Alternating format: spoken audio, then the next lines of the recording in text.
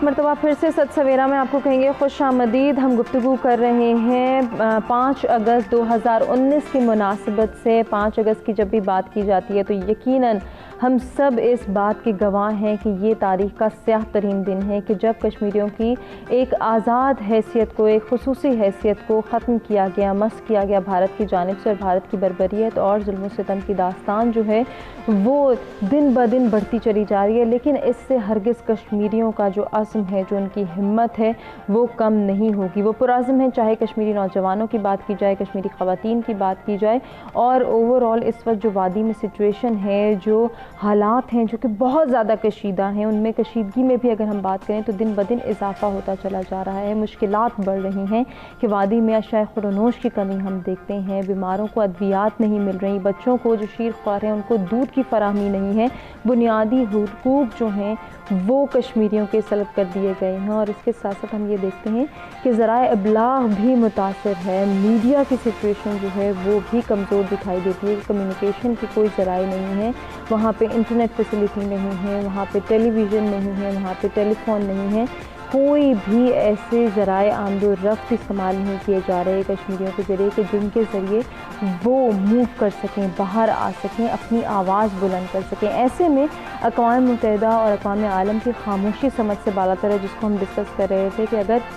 ہم دیکھتے ہیں کہ انٹرنیشنل میڈیا، انٹرنیشنل ذرائع ابلاغ اس کو کاؤنٹر کر رہا ہے، اس کو کنسیڈر کر رہا ہے. بہت سارے ایسے اخبارات کا بھی ذکر کیا ہم نے، انٹرنیشنل میڈیا کا بھی ذکر کیا کہ جو صرف آواز تو اٹھاتے ہیں کہ بھارت جو کر رہا ہے وہ ناانصافی ہے، وہ مذموم کوششیں ہیں، وہ ظلم و بربریت ہے، لیکن صرف آواز اٹھا دینا یا کنسیڈر کر دینا یا ایک رپورٹ جاری کر دینا کافی نہیں ہے، بلکہ اب ہوش کے ناخن لینے ہوں گے اقوام متحدہ کو اور اقوام عالم کو. کس طرح سے ایکشن لیا جا سکتا ہے، اس میں پاکستان کا کردار کیا ہو سکتا ہے، اس پر بھی ہم بات کریں گے. لیکن ہم بریک پہ جانے سے قبل اپنے مہمانوں سے جو گفتگو کر رہے تھے پہلے اسی سلسلے کو آگے بڑھائیں گے. بھارت کی سازشوں پر بات کریں گے اور بھارت جو خود کو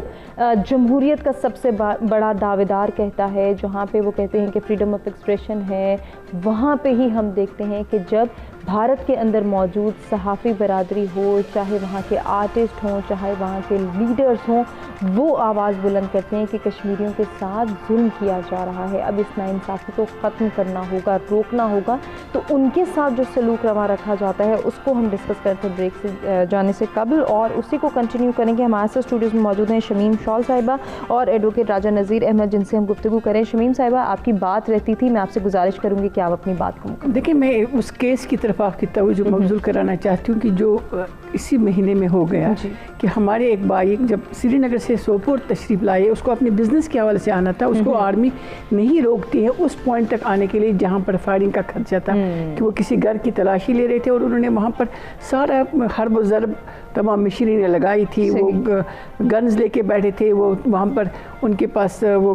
بختر بند گاڑیاں تھیں، اور جب وہ وہاں پہنچا تو اس کو کہا گاڑی روک لے. اس کے ساتھ ایک ننھا سا بچہ 3 سال کا حائل اس کے ساتھ سفر کر رہا تھا، وہ اس کی بیٹی کا بیٹا تھا، اور اس کو جب گاڑی سے نکالتے اس کے سینے پر گولی مارتے اس بچے کے سامنے، اور پھر وہ بچہ کچھ نہیں کر سکتا. آپ دیکھیں ریزسٹنس موومنٹ کا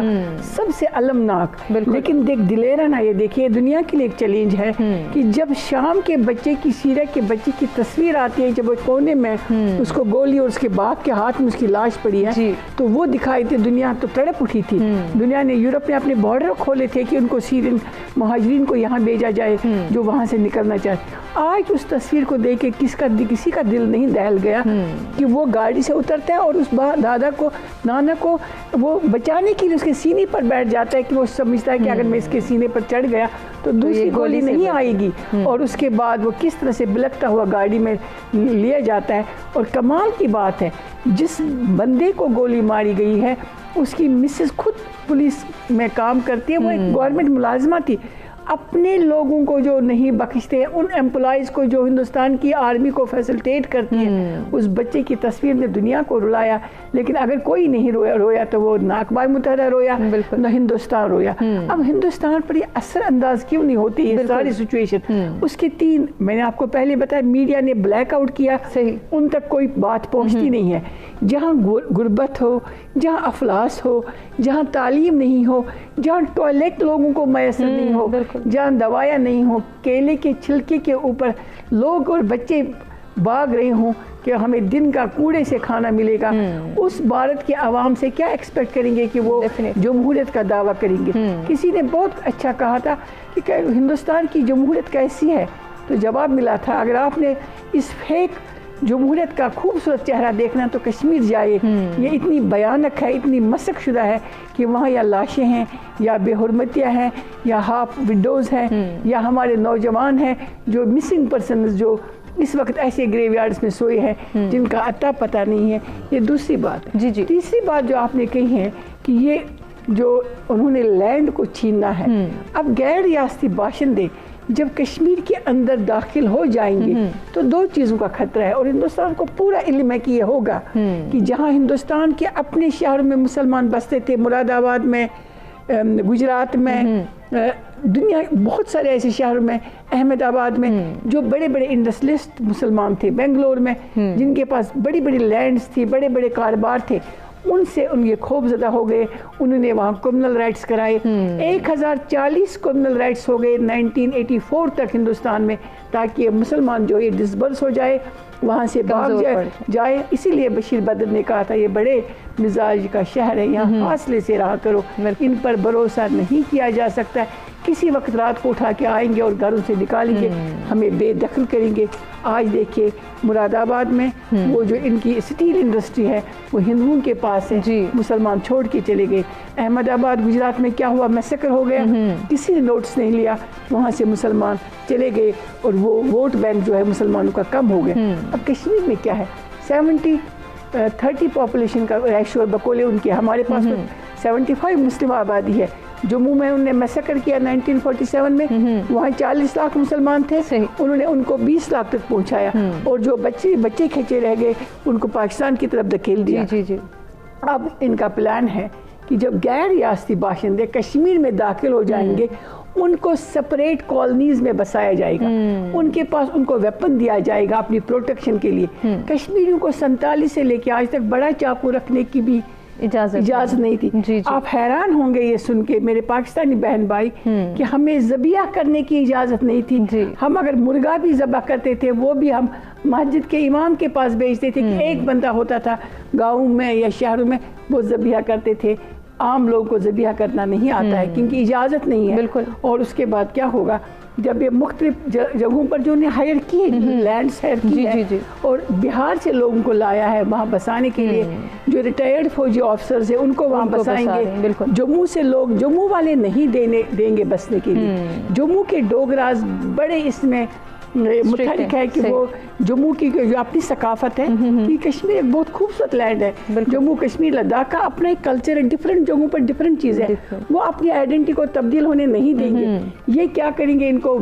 بلک میں کشمیر میں بسائیں گے، پہلگام جائیں، امرناتھ یاترا کا ان کی ایک پوتر جگہ ہے وہاں بسائیں گے۔ یہ آرمی کنٹونمنٹس کے ساتھ ساتھ یہ زمین خرید رہے وہاں بسائیں گے، پھر ان کو ویپن دیں گے اور یہاں سے کشمیری ہوں گے، یہاں سے ود ویپنز ہندوستانی ہوں گے، تو آمنا سامنا جب ہوگا تو وہاں پر میسیکر ہوگا، مسلمانوں کا قتل غارت ہوگا، اس طریقے سے ووٹ بینک بڑھے گا، کشمیری مسلمانوں کا ووٹ بینک کم ہوگا۔ اب اس کے دو طریقے، پاکستان کو خصوصاً اور آزاد کشمیر کی حکومت پر بہت بڑی ذمہ داری اس وقت عائد ہوتی ہے۔ جنگ اپنی جگہ، ہم نے 30 سال اس کو رجسٹ کیا، اگر اسی طرح انڈیا لڑتا ہم 100 سال لڑیں گے، لیکن اس ڈیموگرافک چینج کو روکنے کے لیے آزاد کشمیر کی حکومت پر بہت بڑی ذمہ داری عائد ہوتی ہے۔ اگر آپ تھوڑا سا شفٹ کریں گے نیکسٹ ٹائم۔ جی آپ بتائیے اس حوالے سے۔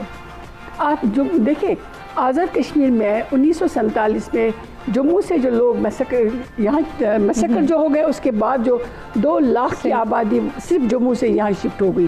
47 میں ایک وہاں سے لوگ نکل گئے، 65 میں وہاں لوگ نکل گئے، 71 میں لوگ نکل گئے کشمیر سے، اور 90s میں لوگ نکل گئے۔ ان کی تعداد لاکھوں کی تعداد ہے، یہ رجسٹر کرنا لازمی ہے۔ یہ جہاں جہاں یہ ہے، آزاد کشمیری کی حکومت کو ایمرجنسی بنیادوں پر دنیا کے مختلف ممالک میں اس وقت آزاد کشمیر کے لوگ رہ رہے ہیں، وہ یا تو برٹش ہے یا امریکنز ہے یا یورپینز ہے، ان کی اپنی آئیڈینٹی کارڈز تیار ہونے چاہیے۔ پاکستان کے مختلف شہروں میں 40 لاکھ کے قریب پاکستان کے مختلف شہروں میں جو آف ریکارڈ ہمارے ساتھ بات ہوتی ہے ان اداروں کی جو ادارے اس کو دیکھتے ہیں، جیسے مردم شماری کرتے ہیں یا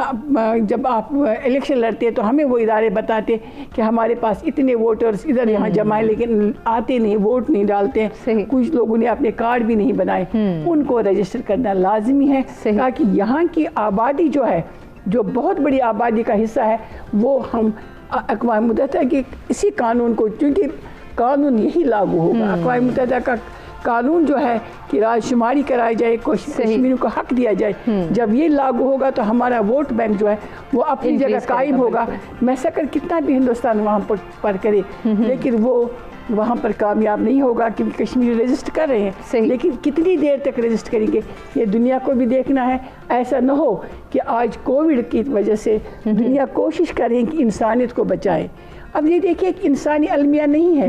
یہ قدرت کی طرف سے ایک آفت آئی، اس کے لیے ساری دنیا سر جوڑ کے بیٹھ گئی ہے، اس کو لوگوں کو بچانا ہے۔ جو اقوام متحدہ اور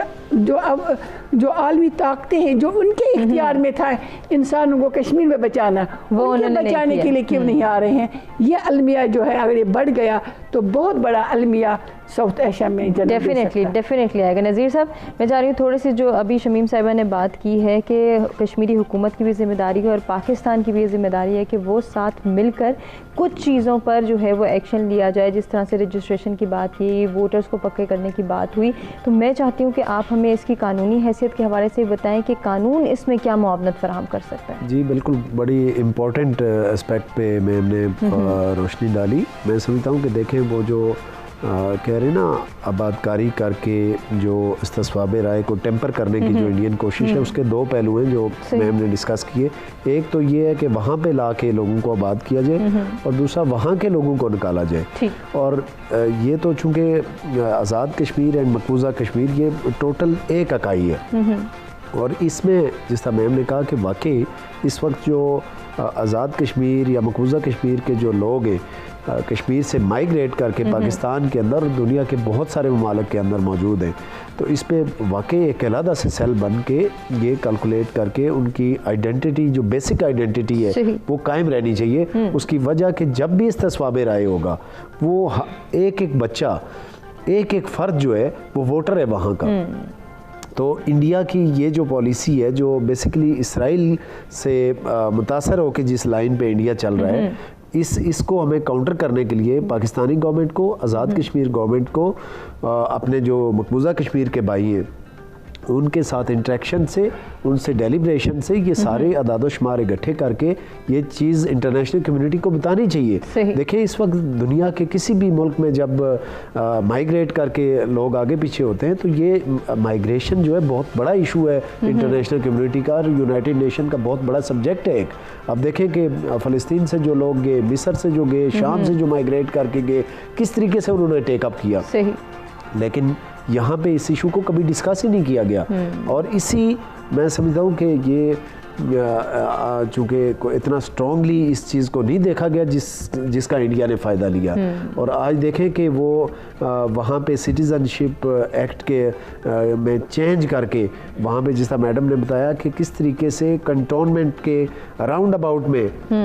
ان کی آباد کاری کر کے ان کو کس طریقے سے، بگننگ میں تو انہیں ڈیفیکلٹیز ہوں گی لیکن آپ کو پتہ ہے کہ جب آباد کاری ہو جائے گی تو وہ تو وہاں کے لوکل ریزیڈنٹ بن جائیں گے،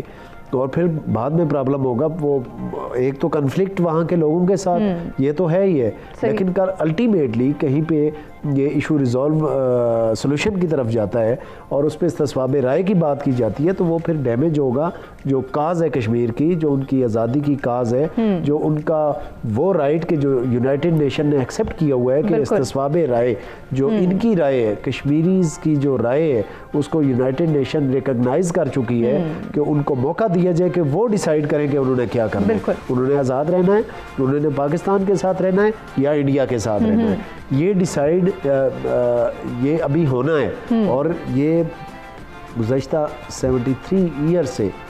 یہ چیز پینڈنگ ہے اور یونائٹڈ نیشن کی ریزولوشن اور کشمیری کی جانب سے صرف یہی آواز آتی ہے کہ ہمیں ہمارا حق خود ارادیت، انٹرنیشنل کمیونٹی کی توجہ نہ ہونے کی وجہ سے، یونائٹڈ نیشن کی توجہ نہ ہونے کی وجہ سے اس کو انڈیا میکینیکلی ڈیمیج کر رہا ہے۔ اور اس کو کس طریقے سے ڈیمیج کر رہا ہے میڈم نے بھی بتایا, اور آپ نے دیکھا کہ اس کو آبادکاری جو وہاں پہ پاپولیشن ہے, جی سٹیزن شپ ایکٹ پرانا اگر موجود رہتا تو وہاں پہ دیکھیں آج تک آپ آزاد کشمیر میں آپ دیکھیں کہ پاکستان کا کوئی ریزیڈنٹ یا کسی بھی ایریے کا, کسی بھی دنیا کا کوئی ریزیڈنٹ یا شہری آزاد کشمیر کے اندر پراپرٹی آپ نہیں پرچیز کر سکتے.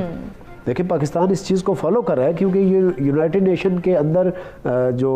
کشمیر ایشو کے تینوں فریقین ہیں یہ کمٹمنٹ دے کے آ چکے ہیں. تو دیکھیں کہ ایک سائیڈ پہ پاکستان اور کشمیری کس طریقے سے اس بات کو فالو کر رہے ہیں, اور دوسری سائیڈ پہ انڈین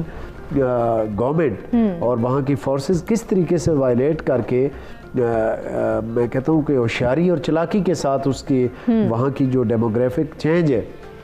اس کو کر رہی ہے, اور اس کے پیچھے ان کی کرمنل انٹینشن ہے. ان کی کرمنل انٹینشن کا ایک تو یہ ہے کہ استصواب رائے کو ٹیمپر کریں, اور پھر ان کا یہ ہے کہ کس طریقے سے کشمیریوں کو اندر سے ڈیمیج کریں ہم, کہ ان کو جیسا میڈم نے کہا کہ ان کو ویپن دے کے ان کو مختلف طریقے سے جو ہندو آبادکاری وہاں پہ ہوگی ان کو اسٹرانگ کیا جائے گا, اور پھر اسی طریقے سے چھوٹے چھوٹے ایشوز پہ جس طرح کہ انہوں نے بات کی کہ وہاں پہ ذبح کرنے کی اجازت نہیں ہے. اب دیکھیں کہ آپ انڈیا کے اندر کتنے فسادات ہوئے صرف اس وجہ سے کہ وہاں پہ گائے کو ذبح کیا گیا یا نہیں کیا گیا. ٹھیک ہے, یہ کئی جگہ تو ایسی ہیں کہ جہاں پہ ایسا ایون کہ گائے کا ذبح ہونا بھی ثابت نہیں ہوا, اور وہاں پہ ایسے سے فسادات ہوئے کہ وہاں پہ درجنوں اور سینکڑوں لوگ جو ہے وہ شہید ہوئے. تو یہ کنفلکٹ کی طرف یہ بڑھ رہے ہیں. یہ یونائٹڈ نیشن کو یہ دیکھنا چاہیے کہ یہ انڈیا بیسکلی تو وہاں پہ اپنا قبضہ جمانے کے لیے سارا کچھ کر رہے ہیں,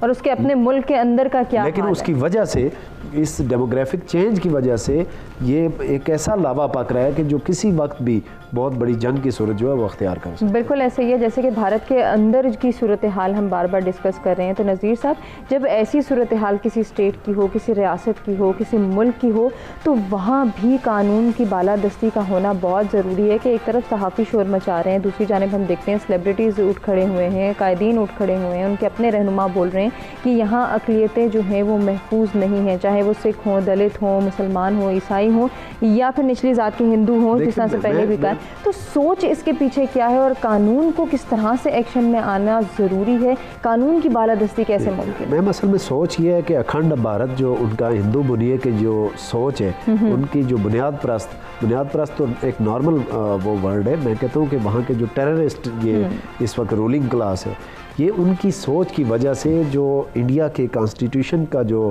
بیسیکلی ان کے ایلڈرز نے جو کانسٹیٹیوشن ڈرافٹ کیا تھا, میں کہتا ہوں یہ اس کا خون ہے, یہ اس کی دجیاں بکھیر کے انہوں نے رکھ دیے.